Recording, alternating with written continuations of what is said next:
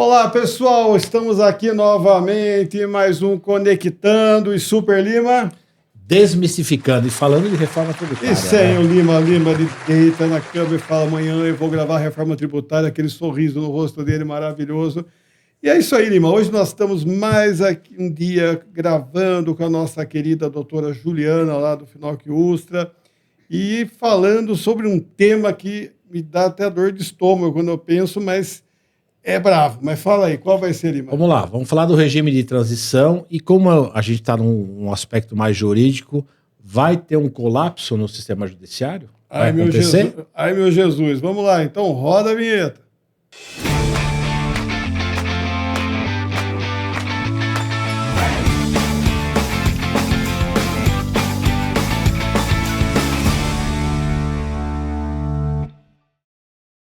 É isso aí, pessoal. Estamos novamente aqui começando mais esse programa. Eu ao lado do Lima, essa pessoa maravilhosa. E também hoje aqui recebendo, né, novamente aqui a nossa querida doutora Juliana. Mas se você ainda não assistiu o programa anterior, que nós já tivemos uma conversa inicial com a doutora Juliana, você tem aqui o QR Code aqui em cima nesse card e aqui você consegue acessar o programa anterior. Não perca, tá? Acesse aqui que tá bonitinho para você. E doutora Juliana Lima, né, aqui o guru da sabedoria da reforma tributária, nós temos hoje em dia, né, algo que é uma realidade, né? Nós vivemos uma sobrecarga, uma cultura que eu vejo que é muito desgastante em relação à judicialização de quase tudo. Tudo hoje numa empresa é judicializado. Se não falar da pessoa física. Principalmente quando se fala de tributo. Né? De tributo, então, tem gente que já joga com isso para poder gerar dinheiro para a empresa, para poder buscar seus direitos. Mas nós vivemos um caos hoje. Desculpa, mas se eu estiver errado, vocês me corrijam, né? Daqui a pouco vocês estão todo mundo falando aí. Nós vivemos um caos. Aí nós vamos entrar num período de transição que tem 2 regimes. Então, a pergunta é, como que vai ficar o Poder Judiciário nesse período de transição? Nós vamos ter um impacto que vai piorar a situação, porque temos tributos anteriores que estão sendo discutidos num período que vai ter tributos novos, ou existe algo aí que ela fala que é uma pergunta de $1 milhão, mas tem esperança no final do túnel, que não é, Lima? Veja, a gente já ouviu alguns juízes ou ministros aí falando que o problema da judicialização deve impactar realmente nos tribunais. A senhora vê isso como um fator que vai acontecer de fato, o período de transição vai ser complexo, a gente sabe que vai ter gradativamente subindo e reduzindo imposto, aumentando e diminuindo. Qual o seu ponto de vista, a sua visão sobre todos esses aspectos aí? Esse período de transição, ele vai ser desafiador para todos os lados, né? Quando olha do lado da empresa, que vai ter que gerir ali 2 tipos de tributos, né? Vários tributos, na verdade, ao mesmo tempo. Mas quando eu olho no aspecto judiciário, também vai ser desafiador. Primeiro porque a gente não tem ainda uma regulamentação prática de como que vai ficar a atuação do judiciário na reforma tributária do consumo, né? No nosso IVA dual. A gente tem um desenho, obviamente, né, que já está previsto que para a CBS a regra, né, do contencioso administrativo vai ser a mesma existente hoje, vai passar a estrutura do CARF, a mesma. Não tem previsão de mudança. A princípio, não. E para o IBS, que tem ali uma competência compartilhada entre os estados, municípios e Distrito Federal. Que a gente já percebeu que já está dando confusão, né? Que já está. Hoje a gente tem um pré-comitê gestor, a gente teria o comitê gestor. Mas não é que o bicho pega, porque você tem 27 estados, todos eles acostumados a legislar em causa própria. E quantos municípios ainda? Né? Que a gente vai ter aí também representatividade dentro do comitê gestor. Então, a gente tem ali, olhando um pouco já da estrutura mesmo da mudança do direito material, nós temos uma simplificação, né? Acho que ela é muito benéfica, a reforma ela é necessária, é algo que foi discutida há muito tempo, que vem se arrastando há muito tempo. A gente vê que hoje a gente chegou num cenário que precisa de uma simplificação real, precisa de uma facilitação e uma clareza maior na aplicação da legislação tributária. Então, eu tenho uma substituição do PIS e COFINS pela CBS, uma substituição do ISS e do ICMS pelo IBS, mas tem alguns pontos que a regulamentação que já foi criada, né, ainda não esclareceu, e que eu acredito que seja aí uma preocupação do Legislativo, eu espero, na verdade, que seja, né? Todos nós esperamos. Nesse sentido. E quando eu olho a estrutura, hoje, o judiciário ele já é um judiciário hoje com volume muito grande de processos, né? E quando a gente olha o tributário, a maior parte hoje do judiciário são execuções fiscais. Então, a gente tem muita parte de ações de cobrança, né? As ações que a gente chama de ações exacionais, são ações de cobrança que os entes federativos, né, União, Estado, Município, entram contra o contribuinte que deixou de pagar algum tributo, que está em aberto, que teve um auto de infração que perdeu na esfera administrativa e acabou não liquidando. É uma via de duas mãos, né? Tem a ação de cobrança e tem a ação também de contestação. Exato. E aí a gente tem as ações anti-exacionais. As ações são ajuizadas pelo contribuinte para discutir algum ponto. Então, ou um auto de infração que ele entende que é indevido, ou uma oportunidade tributária que ele entende ali que o tributo ele foi criado de uma forma constitucional, inconstitucional, e a gente sabe aí que o volume maior hoje é para PIS e COFINS, que é a legislação mais nova, né? Então, assim, guardar essa informação. A gente teve um crescimento maior na legislação mais nova do que dos outros tributos. Então, quanto mais nova a legislação, maior o risco de discussão. Se não for bem regulamentado, bem claro e bem amarrado os pontos, talvez seja. O IBS e o CBS. Não, eu vejo assim, meu ponto de vista, para colocar na mesa, a simplificação tirando o PIS e COFINS e entrando o CBS de uma forma mais simples, né? Eu acho que vai ficar mais fácil de interpretar. Porém, eu volto à sua afirmação da regulamentação. Acho que essas são as dificuldades que a gente vai ter, porque o legislador, quando ele criou o texto, fez a alteração na Constituição, etc., e parece que esqueceu do resto, né? Então a gente tem hoje uma lei complementar, enfim, e aguardando diversas regulamentações. Aí é preocupante. Mas na questão do PIS e COFINS eu vejo uma simplificação. Sim, com certeza. Né? Essa substituição já no... Todas as discussões de crédito, Exatamente. Você deixa ter, porque aí vai ser tudo... E a substituição rápida, a transição mais complexa, eu vejo, o PIS e COFINS é de um ano para o outro. Então isso simplifica, né? Sim. Então acho que as discussões vão pegar aquele passado e o que nós vamos fazer com aquele conteúdo, né? E da mesma forma que a empresa ela vai ter um período lá, aqueles 8 anos que ela vai estar gerindo as duas sistemáticas, o nosso judiciário também. Só que não vai ser por 8 anos apenas, não é só o período de transição. Cada fato gerador ele pode ser questionado pela Receita, pela União ou pelos estados e municípios em até 5 anos. Né? Então, assim, eu tenho 5 anos para olhar isso. Então, vamos falar, 2033, você pode jogar 5 anos para frente. Se você falar que um processo, uma discussão, por exemplo, de oportunidade de teses tributárias, ela pode se arrastar no judiciário por 20, 30 anos, pode ser que eu tenha, e eu tenho hoje ainda muitas discussões, por exemplo, a exclusão do PIS e COFINS da própria base, vários, até exclusão do ISS do PIS e COFINS, que está lá 5 a 5, até agora não definiu. É a nova tese. Então, assim, eu tenho essas discussões que ainda estão se arrastando por 10, 15, 20, 30 anos que vão continuar existindo. E o que é mais incrível, Lima, doutora Juliana, assim, eu estou, sei lá, em 2034, 35, né? Eu estou mais jovem ainda. Aí eu vejo... Um menino, né? Um garotão, né? Aí, de repente, você já está sacramentado, IBS, CBS...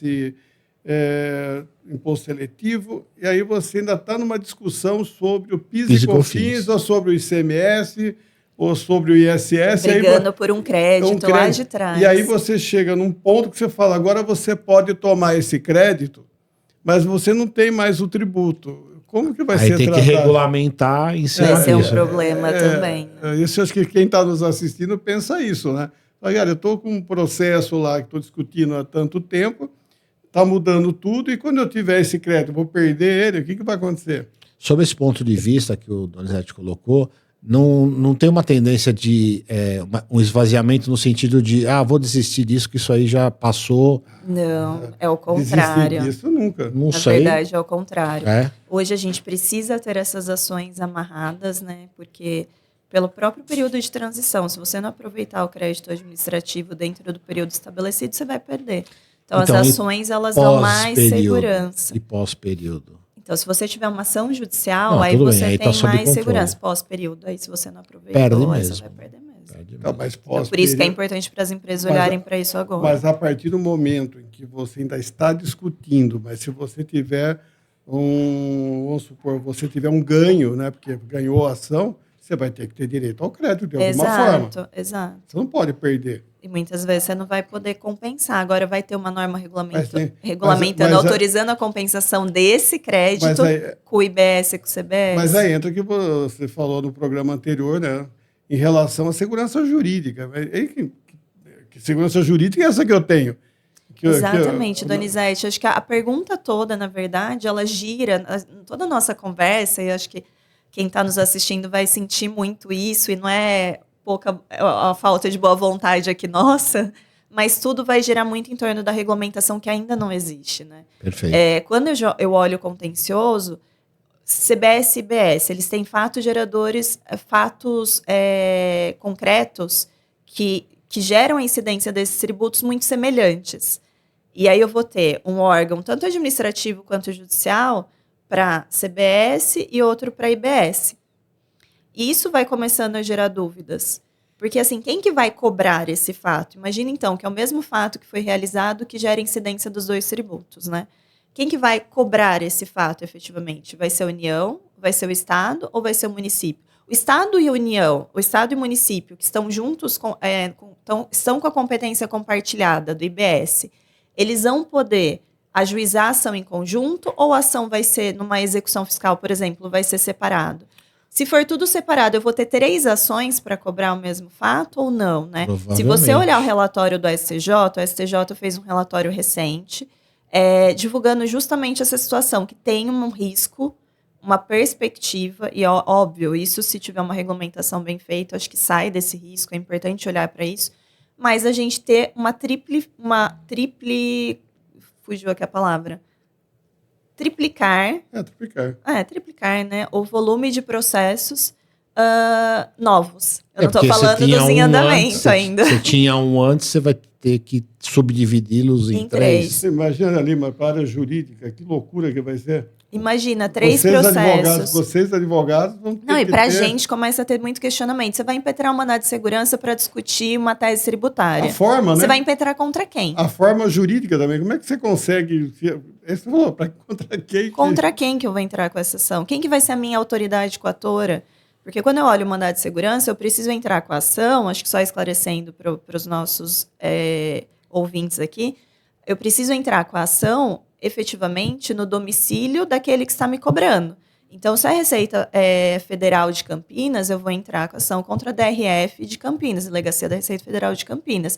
Eles que vai figurar no polo passivo da minha ação. Quando eu estou falando desse sistema IVA dual, eu vou entrar onde? Eu vou entrar em Brasília, então todos os processos do Brasil vão tramitar para uma discussão em CBS lá em Brasília, fica inviável, né? Senão vou ter uma sobrecarga lá e vou ter um esvaziamento do resto do judiciário no país. É a mesma coisa a fiscalização, né? Isso eu estou falando já no contencioso judicial, mas quando você olha a parte prévia do lançamento tributário, que é a fiscalização tributária, quem que vai realizar esse ato? Vai ser no IBS, vai ser o município que vai ser responsável, vai ser o Estado? Se o município ficar responsável por isso, como que ficam ali toda a parte, a estrutura hoje que já é criada para fazer a fiscalização, por exemplo, dos tributos estaduais? Qual que vai ser o papel desses auditores? Se você não desmaiou aí ainda ou teve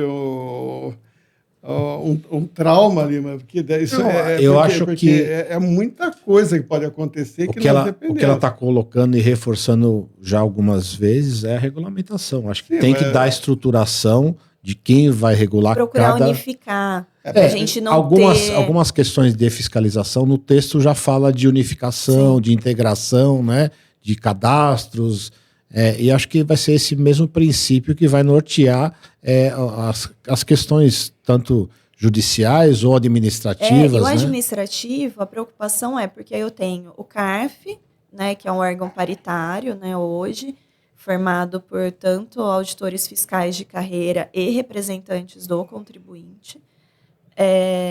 Tem os conselhos de contribuintes nos municípios e tem isso, no sistema atual, né? Hoje eu tenho as juntas, né, de Isso. julgamento nos municípios e tenho também, cada estado tem aí o seu processo administrativo. No estado de São Paulo a gente tem o Tribunal de Impostos e Taxas, que é o TIT. Quando a gente muda hoje para o sistema novo, isso já tem uma distorção um pouco maior, porque eu tenho o CARF, permanece ali para a CBS, e com os outros tributos ali, né, que a gente ainda vai ter IPI e tal, os aduaneiros e tal. E no aspecto do IBS, eu tenho uma unificação do comitê gestor, que hoje é formado por representantes do Estado, indicados pelos governadores, né, e dos municípios, que normalmente, que eu tenho visto agora no pré-comitê, são muito formados por secretário, que também é um cargo um pouco mais político e não técnico. Então, a gente vai precisar de um desenho, quando eu olho de comitê gestor, estruturado, que garanta essa paridade também, assim como é no CARF, que eu tenha representantes do contribuinte e que os julgadores eles sejam especialistas em tributo. Que não é um tema fácil, vai ser um desafio total. E mais do que isso, se eu tenho fatos semelhantes sobre o qual incide a CBS e o IBS, eu precisaria ter alguma sistemática de uniformização de entendimento, porque senão corre o risco de eu ter uma decisão para a CBS e uma interpretação totalmente divergente para a IBS. Como se fosse uma jurisprudência na área administrativa, né? Olhando hoje, fazendo depara, estadual e municipal hoje tramita na justiça estadual, né? Olhando o judiciário, não mais o administrativo. PIS/COFINS é federal. Então, assim, são tribunais diferentes também. Quem que vai uniformizar isso? Vai parar tudo no STJ para fazer essa uniformização, no STF, Lima, matéria constitucional? Como nós já estouramos o tempo desse bloco, pelo jeito você vai ficar muito tempo com a gente, doutora. Porque esse assunto está rendendo assim, muito questionamento. E que você que está nos assistindo, com certeza está sentindo, né, a importância que tem isso. Por que foi solicitado esse tema para nós? Porque muitas pessoas que trabalham com as empresas, são donos de empresa, contadores, até advogados, vai ter um impacto gigantesco, salvo se você tem aí, né, você tem a cerquinha branca, né, cachorrinho no gramado, que sua vida é um mar de rosa. Mas quem vive numa empresa, no mundo econômico, onde nós temos assim, uma movimentação muito grande, temos litígios, temos uma série de itens, né, que tem que ser discutidos judicialmente, isso que a doutora Juliana está falando vai ter um impacto violento, Lima. Então, vamos, acho que, caminhar para que a gente possa continuar no próximo bloco, né, e deixar o agradecimento à doutora Juliana por estar conosco aqui, trazendo, né, todo esse conhecimento para nos ajudar a poder levar informação, né, sobre o tema, e que a gente possa continuar no próximo bloco com o mesmo tema. E, Lima, você quer fazer alguma consideração para a gente fechar? Não, vamos encerrar, que eu já tenho algumas perguntas para fazer para a doutora no próximo bloco. O Lima está assim, só. Ele fala. Ele é perverso. Mas vamos lá, pessoal, é isso aí, muito obrigado. Vamos para fechar mais um programa, deixando aqui um agradecimento aos nossos patrocinadores, inicialmente a Finóquio Ustra aí, né? Meu querido, né, Otávio Ustra, o Finóquio, a doutora Juliana, que está representando isso muito bem também, ela é presidente da Comissão de Direito Tributário do AB Campinas, e nós vamos estar com ela mais outros blocos. E agradecer também, né, a Kion, que são sistemas inteligentes na área de contabilidade, nosso patrocinador, e também, Lima? A Hort Sistemas, que desenvolve e aplica a reforma tributária, você que precisa desse apoio, principalmente as micro e pequenas empresas, nesse momento de transição, vai ser muito importante. E a Nanodata, né, que trabalha com captura, né, de informações das notas fiscais, é uma inteligência gigantesca. Você, em vez dos programas anteriores, estiveram conosco aqui e deram uma aula sobre isso. Agradecemos a todos que nos apoiam, vocês que estão aí nos assistindo. Tudo que nós fazemos aqui é para vocês e para que o sol possa nascer amanhã, temos que ter o joinha do Lima. Muito bem. O joinha quer dizer o seguinte: se você gostou do nosso episódio, deixe seu like, aproveite e inscreva-se no canal, que também é importante, e mande suas sugestões. O nosso programa é construído com sugestões, ideias e também das críticas que você aplica sobre o nosso trabalho, tá bom? E a gente se vê nos próximos episódios. Fiz o joinha. Um grande abraço. Tchau, até amanhã. Agora sim, né?